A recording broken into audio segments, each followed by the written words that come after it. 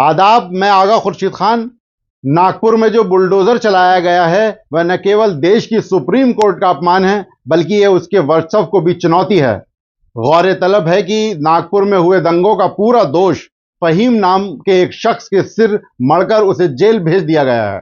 अब उसका मकान भी ध्वस्त कर दिया गया है। नगर निगम का तर्क है कि उक्त मकान का निर्माण अवैध था। हर मामले में यही सफाई दी गई है, लेकिन देश की कोई भी अदालत अवैध मकानों को गिराने वालों के पास नहीं जाती और उनसे यह नहीं पूछती कि क्या यह निर्माण पहले भी अवैध था या जब मकान बन रहे थे तो प्रशासन या निगम कहां सो रहा था। यह बात बार बार दोहराना अजीब सा लगता है कि देश की सुप्रीम कोर्ट ने बुलडोजर चलाने पर नाराजगी जताते हुए इस तरह से किसी के घर पर बुलडोजर चलाने पर रोक लगाई है। साथ ही यह भी कहा है कि किसी का घर गिराने से पहले आवश्यक कार्रवाई की जानी चाहिए।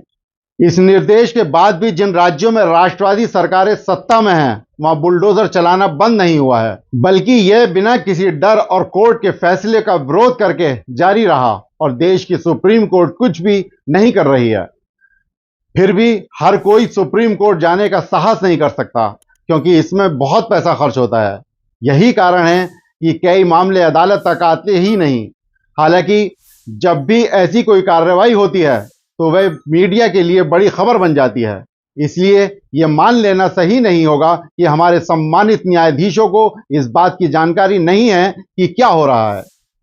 अब कानून और नैतिकता दोनों की मांग थी कि सुप्रीम कोर्ट को इस खबर का सख्त संज्ञान लेना चाहिए, लेकिन अफसोस, जहां तक आरएसएस और भाजपा नेताओं का सवाल है, सत्ता में आने के बाद से ही उन्होंने न्यायपालिका को लगातार यह समझाने की कोशिश की है कि सर्वोच्चता न्यायपालिका की नहीं बल्कि विधायिका की है।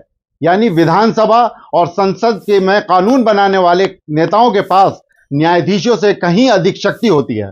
बुलडोजर मामले में न्यायपालिका की सर्वोच्चता को बार बार चुनौती दी जा रही है, लेकिन दुर्भाग्यवश न्यायपालिका और विशेषकर देश की सर्वोच्च अदालत ने कोई बड़ा फैसला नहीं दिया।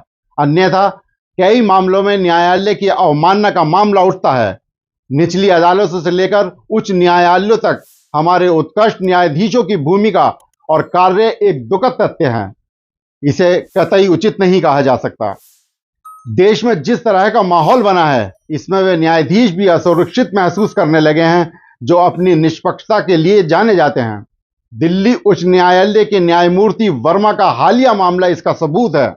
इसके आधार पर यह कहा जा सकता है कि न्यायपालिका भी अब यही कर रही है जैसा सरकार चाहती है। ऐसा लगता है जैसे न्याय खत्म हो गया है, न्यायोत्तर दंड की प्रक्रिया शुरू हो गई है। और यदि ऐसा ही होता रहा तो कल यह घोषणा हो सकती है कि सरकार अब न्यायालय के रूप में कार्य करेगी।